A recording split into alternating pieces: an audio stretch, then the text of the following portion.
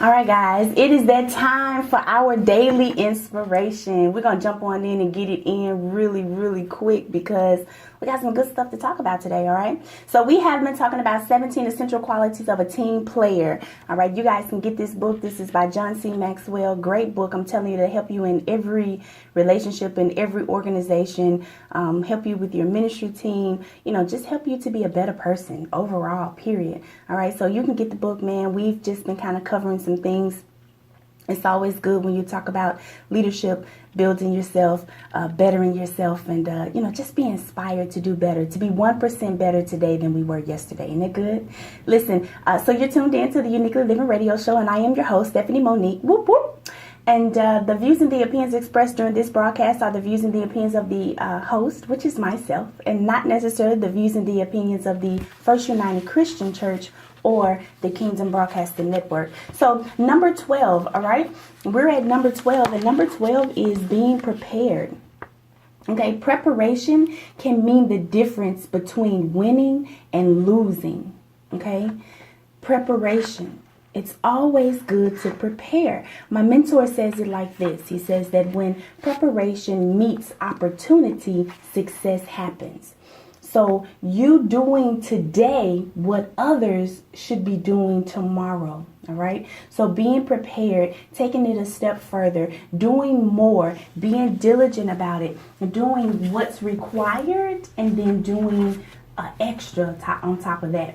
All right. So when we talk about being prepared, okay, assessing that preparation begins with knowing what you are preparing for.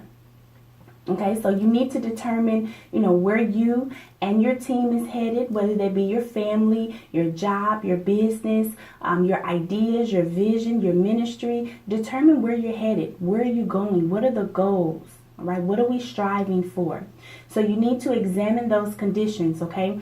Things that are happening along the way, all right? Being able to have foresight, being able to see a thing through and through, okay? Remember, we discussed before 7 highly habits of effective people, which is seeing the end from beginning. So being able to see where you should end and then seeing things that can pop up, arise in the middle, okay? Then being able to have solutions to work those things out. All right, we're talking about being great team players, and these are the things that we house on the inside of us, okay? You need to determine what price you will have to pay to get there. It's amazing how we'll jump into something and we'll say we want to do this, but we never ask what's required of me. Something that, again, nugget wisdom from my mentor, you always need to think about the 3 R's, okay? What's required, what's the return, and what are the rewards, right? So you need to determine what price you'll pay to get there, all right? And if you're unprepared, if you don't want to pay that price, don't jump on that road. Don't become a part of that team, okay? It saves you and the team a whole lot of trouble, because remember, what you don't do for the team, if you're not willing to change for the team, then the team has to change you. And so when you ask yourself, okay, what is required of me? And then when you begin to find out the qualifications, the requirements, okay, and then you make a choice. You say, hey, I'm with that. I want to grow. I want to stretch. I want God to pull out the maximum potential that is on the inside of me. Or you say, hey, listen, I don't really want to do that. And look, that's not a bad thing, guys. I don't want to be a sumo wrestler. I do not have what it takes, okay, to be a sumo wrestler. Therefore, no thank you, Alex, okay? I cheerfully decline. And I am not going to do what it takes, all right? It's okay, I promise you. People are still going to love you. No hard feelings, none of that stuff. We have to be able to work with people, love people, and keep going. You know what I'm saying? All right. Number 2, alignment. All right. So although you know where you want to go, you'll never get to your desired destination if you're not lined up right. All right. So good alignment makes success possible. What are we talking about? We're talking about being in line, okay? No matter how prepared you are, you just can't work hard and just not do the right things at the right time. All right, so alignment, knowing when, knowing where, knowing how, understanding the assignment, alignment, okay? Being on one accord, having the same heart as the visionary of the team, okay? We're talking about being great team players, all right? So, being in your spot, like if you're on the football field and you're a wide receiver, you can't catch the ball and make a touchdown if you're not in proper alignment. You have to be where you need to be when you're supposed to be there. So it's all about time and it's all about precision. Okay, alignment has a lot to do with precision. And so listen, if you find yourself out of alignment, it's okay. You know what I'm saying? Ask God, hey man, how do I get to where I need to be? Help me, to align myself. Alignment could be cutting off some bad relationships. Alignment could be putting yourself on a budget so that you don't spend, a lot of money, so that you're able to be prepared more financially. Alignment could be, doing more studying. Alignment could be opening up and doing more prayer. Alignment could be, just a lot of different things. You have to ask God to see what he needs for you to be doing and when you need to be doing it and how you need to be doing it. All right. Number 3 is attitude. Now we're talking about being prepared. Okay. And so these are 3 things how we, kind of get ourselves in that preparation mode. Okay. We assess, we align, and then we have to make sure that we have the proper attitude. All right. And listen, lazy people are rarely prepared. All right. If you're lazy, you want to sleep late, you're not a morning person, you can't seem to get out of the bed, you don't have no oomph about you, you always tired, you yawning, you got bugs in your eyes, the little stuff that get on your eyes, on the side when you sleep, the crust, that, you need to shake that stuff off, okay? You need, you're gonna have to wake up, all right? Diligent people, all right, they are their attitudes, man. When you're diligent about something, it's like, I gotta get it, I gotta move, I gotta see, I gotta do this, I gotta do that. Like, you move fast. You're trying to get some things accomplished, all right? And listen, we're not talking about just jumping all over the place and being really busy, okay? But we're talking about just the attitude that you have towards success. All right. The attitude, how you mentally prepare to do something. If you have a task and it's, it's kind of a hard task, you're not like, oh, let me go on over here so I can get this done. These folks getting on my nerves. Your attitude is off. Okay. And what you put into the atmosphere 9 times out of 10 is what's going to come back to you. You ever heard that saying that, if you think positive things come to you? That's really true, guys. Okay, so just think about those things. You become what you think. Your thoughts are like really, really, really a major part of where you are right now.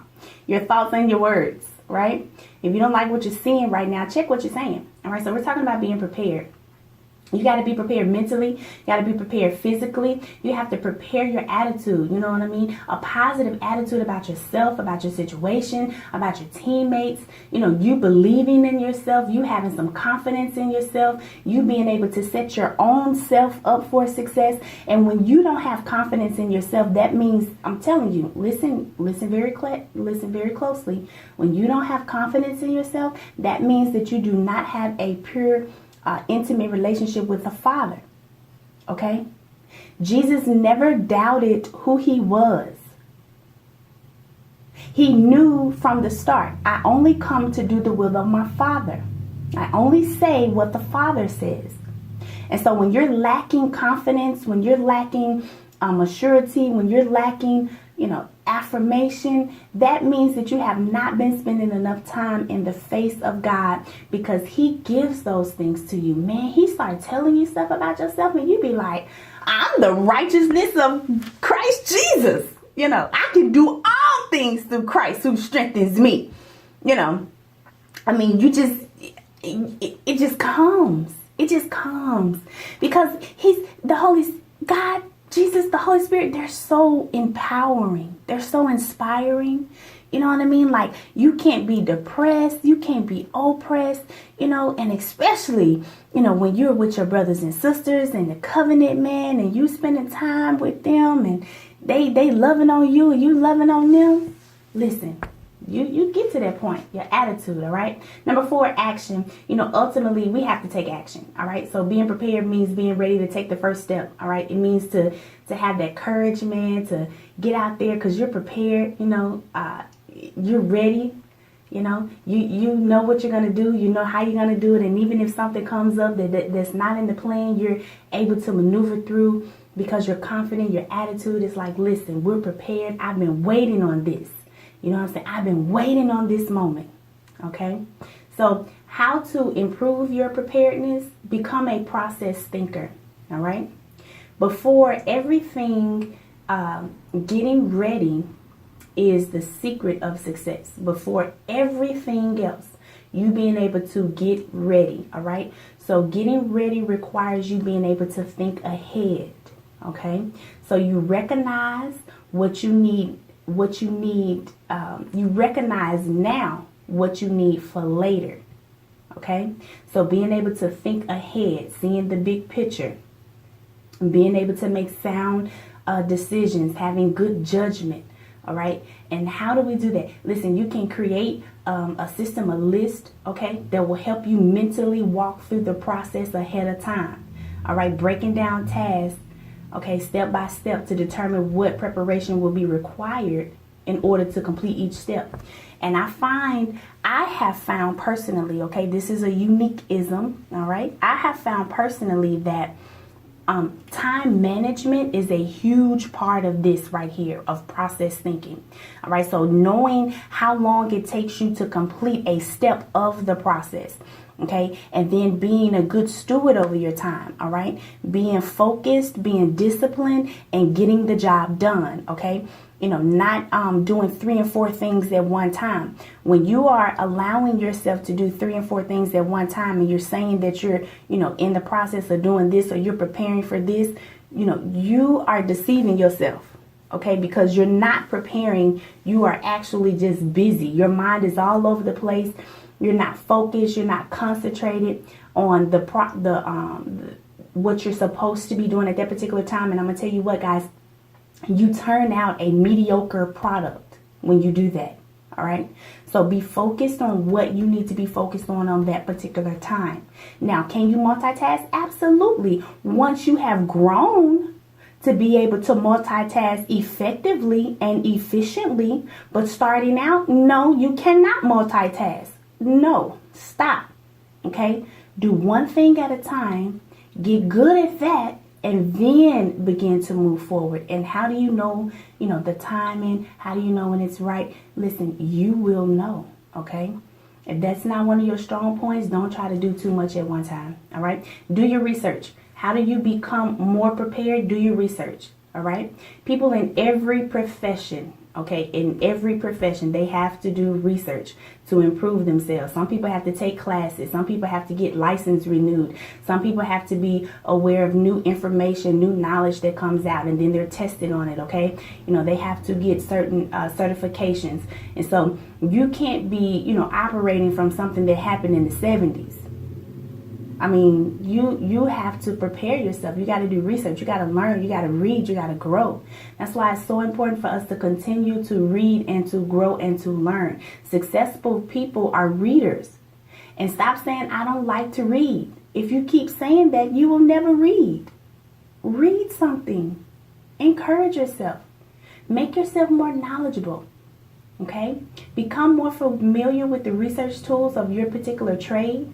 Make yourself an expert at them, all right? And then learn from your mistakes. The greatest preparation tool is when you can learn from your own experience. What you did wrong, how you misstepped, how you misquoted your time. Write those things down, study those things, and determine what you can do differently next time, okay? That's how you become more prepared. We got one more, and then we're going to jump back into some more inspiration, okay? Number 13, guys. Number 13, the thing that we need in order to be a great team player is we have to be relational. Come on now. How you going to be a team player and don't like people? how you gonna be in this life, in this world, and not like people? You mad, you mean mugging every day. You wake up on the wrong side of the bed? No ma'am and no sir, all right? Relationships help us to define who we are, all right? What we can become, okay? So relationships are pivotal, guys. I mean, I don't know one single profession where there are no people, okay? People are everywhere. And so we have to make sure that our relationships are solid. Relationships are the glue that holds team members together, all right? Here is how you know whether you have built solid relationships with other team members. Look for the following 5 characteristics in your team relationships. Here they go, guys. I know some of you are writing these things down, okay? Number 1 is respect, right? RESPECT. Find out what it means to me. When it comes to relationships, everything begins with respect, all right? It is the desire to place value on other people, okay? So you can't make other fellow teammates feel important in your presence if you secretly feel like they're nobody, okay? So, being able to place value on who they are, that's good, okay? Being able to love on them, see their strengths, and then work with them, okay, on things that they need help with, all right? Encouraging, motivating, inspiring them. You can do it. No man left behind, all right? Always pointing out their victories, okay? Making sure that you're, exercising their strengths. That's the way that we respect one another and we put value on them, okay? Number 2 is shared experiences. Respect can lay the foundation for a good relationship, but it's not enough, all right? By itself, it's not enough. But you can't be relational with someone that you don't know, all right? So it requires shared experiences amongst teammates over time. That's the reason why it takes time. You can't be on a team for a year and a half and be like, I ain't with this ain't working. I'm about to do something else. You haven't given it time, right?